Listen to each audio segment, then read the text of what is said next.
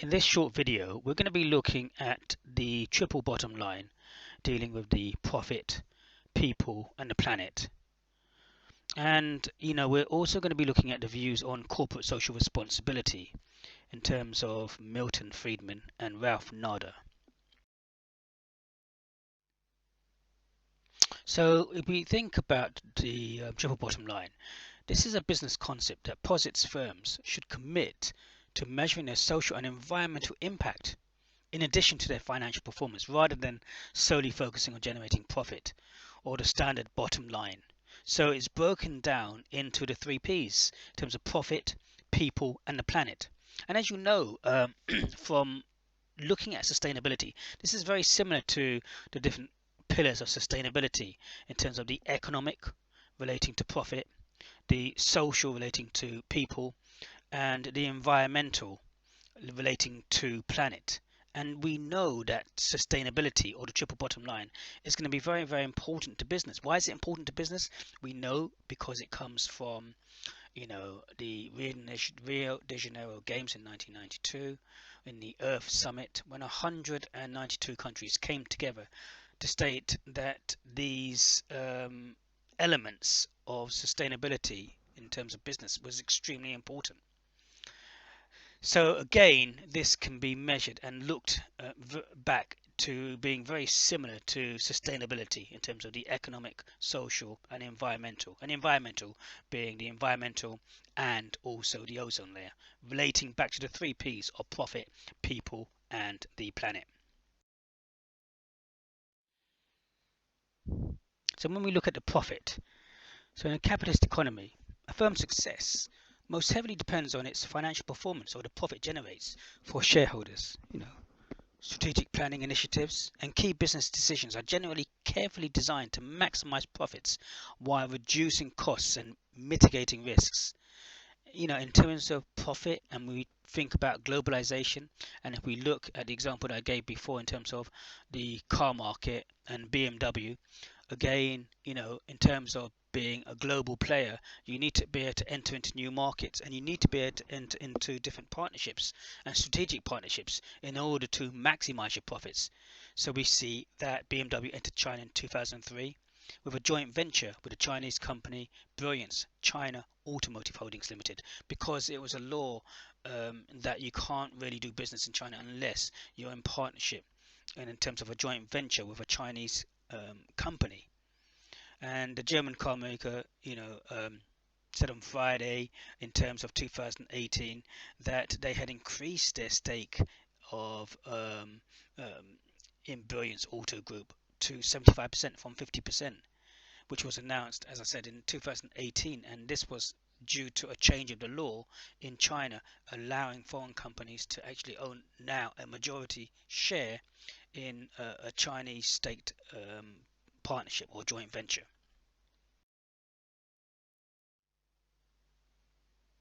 If we think about the people side and the planet, the people, the second component of the triple bottom line, highlights a business's social impact or its commitment to people, not just the people who work for the company, the stakeholders, but all the people who have a vested interest, whether they are different stakeholders with high power and high influence, or high power and low influence, or stakeholders who have low power and low influence.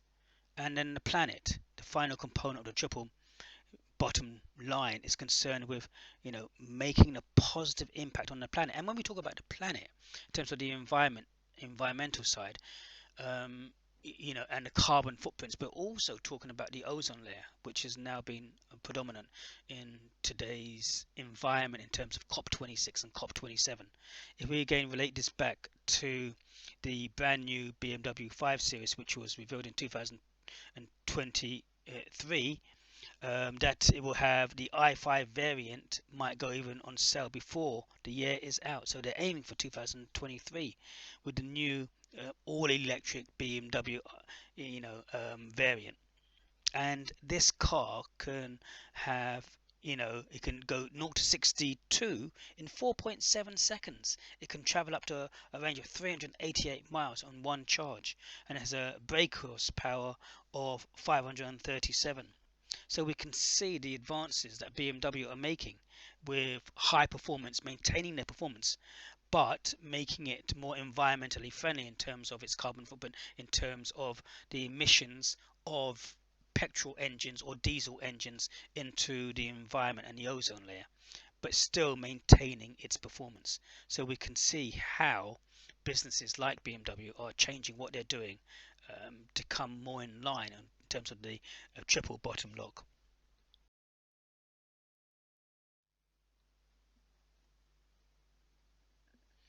Now, if we think about some of the views of corporate social responsibility from different well-known authors like Milton Friedman. Milton Friedman was a conservative economist and an intellectual who made many contributions to the field of economics, and he was awarded the Nobel Prize in Economics for his achievements in the field of consumption analysis, with unshakable belief that free market promotes freedom and democracy. Friedman stated that we believe in freedom and intend to practice it. We cannot force you to be free, but we offer you full cooperation on equal terms to all. Our market is open to you without tariffs or other restrictions.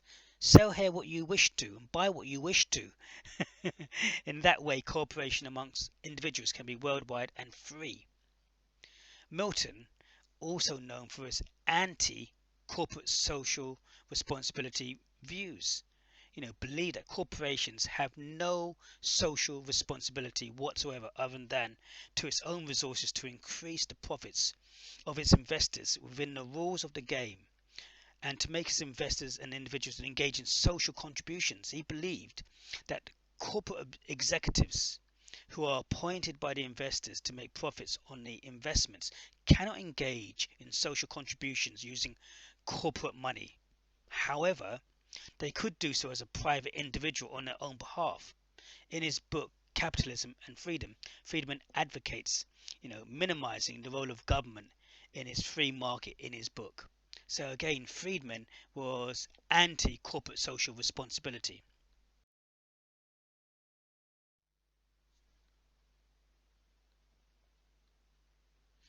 And now, if we look at Ralph Nader, Ralph Nader was the opposite of Milton Friedman, and he was a pro corporate social responsibility. Ralph Nader, noted consumers' rights activist and attorney, played a large role in formation of many governmental and non-governmental organizations for the welfare of consumers, workers, and the environment, such as the Environmental Protection Agency, the EPA, Occupational Safety and Health Administration, OSHA, and various others. Now, Nader was a vocal advocate of corporate social responsibility. He believes, in contrast to Milton Friedman, the corporations must take responsibility for their actions. The responsibility of a corporation, according to Nader, is for the greater good of the society, and the corporate has fair responsibility towards their consumers, ensuring product safety, the environment, impact on natural resources and workers, ensuring occupational safety. The contrasting views with Milton and Freeman and Ralph Nader. It is often said that bad economic policy reflects disagreement amongst the experts. But if all economists gave the same advice, economic policy would be good. Economists often do disagree, often based on their ideological positions. Milton Friedman and Ralph Nader, though they fundamentally differ, have a long list of followers amongst economists and advocates for their different ideas on corporate social responsibility who may agree or disagree with them. And so, where do you sit with this? Are you pro CSR, or are you anti?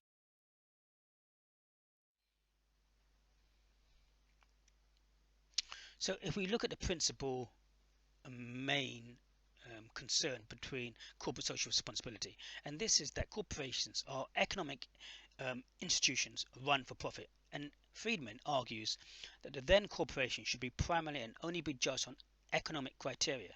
The corporate executives are appointed by the investors and have the responsibility of maximizing profitability for their employers, and i.e., the shareholders and the investors. Friedman argues that if a manager spends corporate funds on social projects, he is diverting the shareholders' dollars away that may not be in their favor. Similarly, if the cost of social projects is passed on to consumers at higher prices, the manager is spending their money. So if the market price of a product does not reflect the true cost of producing it, but includes cost of social programs, then the market allocation mechanism is distorted. But on the other side of the coin, Ralph Nader questions, and he says if the government is going to provide corporation with services or gives away its assets, is there any reason why it should not charge or should charge below the market rate? Nader, came before the committee of the House of Representatives in 1999, and he argued that corporations' social responsibility is complementary to what it receives as favors and corporate welfare programs from the government. So we can see here two different opposing views, and ask yourself the question: what do you believe in, corporate social responsibility or non-corporate social responsibility? Again, think about this and see where you stand using real life examples to determine what you think in today's society.